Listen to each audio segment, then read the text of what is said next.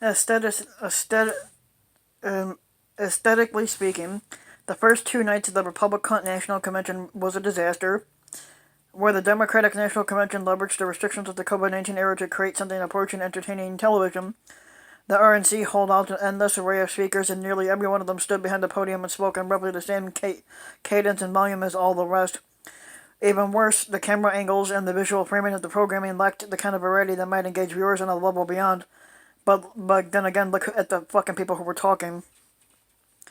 As a case in point, there was a 15-second video clip that it looks like a shot. It looks like a shot that recurred over and over throughout the convention's first night.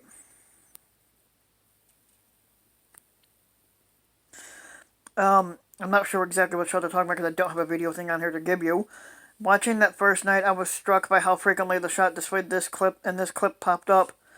It seemed as if every single speech featured one or two moments where the camera pulled back in a graceful arc, receding from the speaker for no apparent reason other than to look kind of impressive.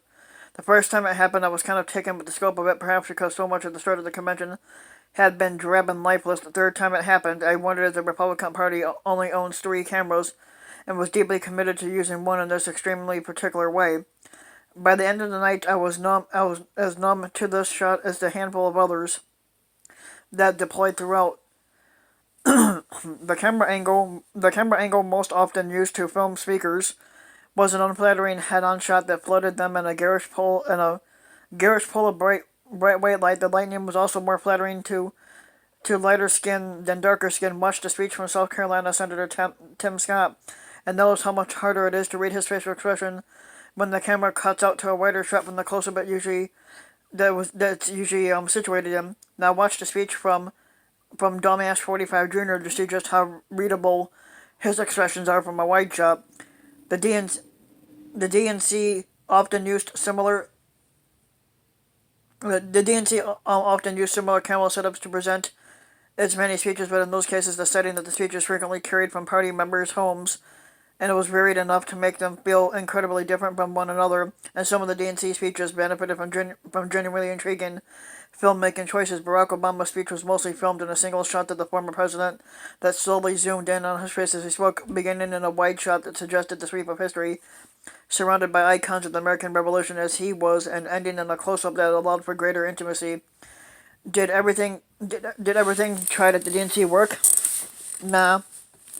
That convention had its share of boring and bland speeches, but it did have variety. Variety is one of the single most important tools in a filmmaker's toolkit.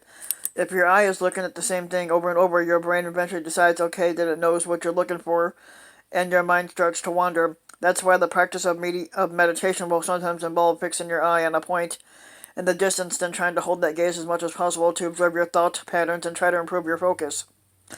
The technique is designed to use your brain's craving for variety to force you to examine just when and where your mind wanders, then yank it back in time.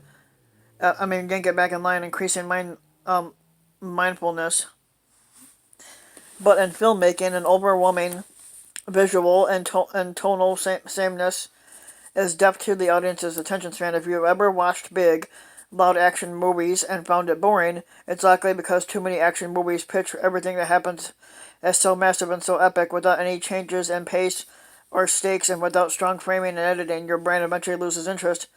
Here's a great YouTube essay on this basic concept. A similar effect is traceable in, say, the ultra serious superhero movies by director Zack Snyder, which pick a single tone, which we might call gray, and stick to it throughout.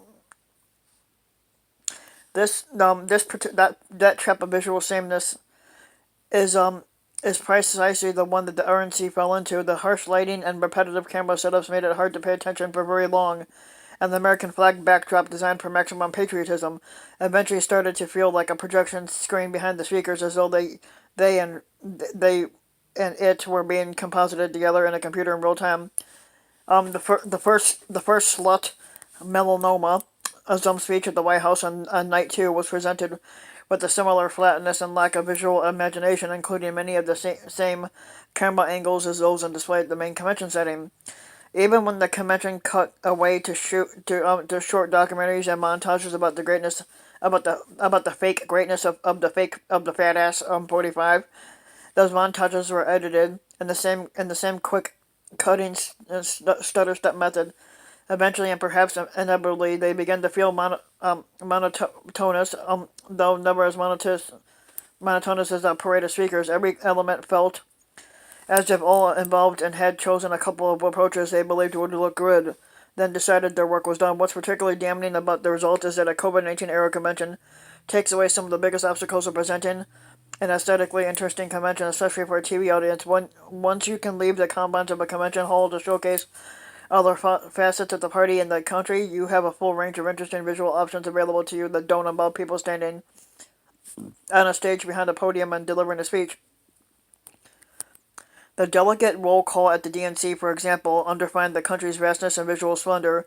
The roll call at the RNC was the same shot of a delegate stepping forward in front of the same backdrop over and over again to cast their votes for the same man. The RNC also attempted its own version of the DNC's shout out to the states, but it ended so quickly and was so haphazardly edited that it was barely registered.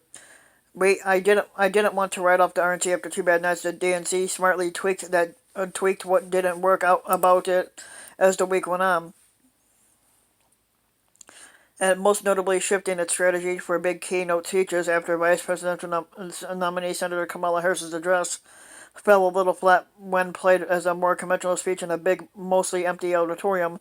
The next night, presidential nominee Joe Biden's convention capping speech was much more modulated for the event as it stood, but not as it had been. But forgive me if I don't have faith that the RNC will make similar tweaks in its second half. A hallmark of the Donald Trump's aesthetic more broadly is the way in which it finds one thing it likes, all that gold, putting his name on everything, and runs it into the ground. I suspect we're in for 2 more nights of a convention that cloaks hero worship and horrifying politics and the blandest possible visuals. Yeah, and basically from what I saw, all when it went to the Republican convention, all 4 days were nothing but straight fucking lies. So if you liked the video, give the video a like and subscribe to my channel, Random Mike, and also hit the notification bell so that you'll be notified when a new video comes out. And thanks for listening.